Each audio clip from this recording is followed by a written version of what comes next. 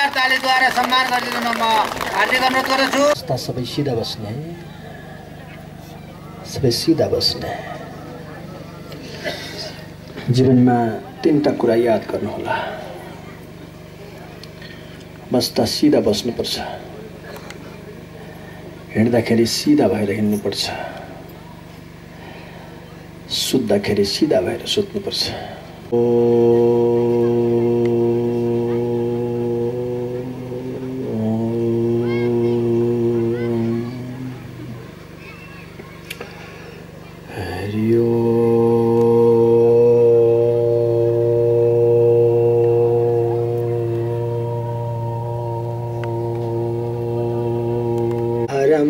भुजगेन्द्रहारं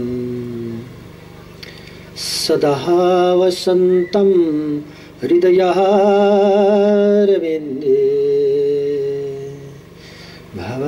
भवानी सहितं नमामि भवामी सहितं नमामि। संघं शरणं गच्छामि, धर्मं शरणं गच्छामि, बुद्धं शरणं गच्छामि। अनि जीवनको प्रमुख ध्येय के राख्नुपर्छ? परमात्मासँग मिलन गर्ने जीवनको ध्येय राख्नुपर्छ। त्यसैबाट के प्राप्ति हुन्छ तिमीलाई?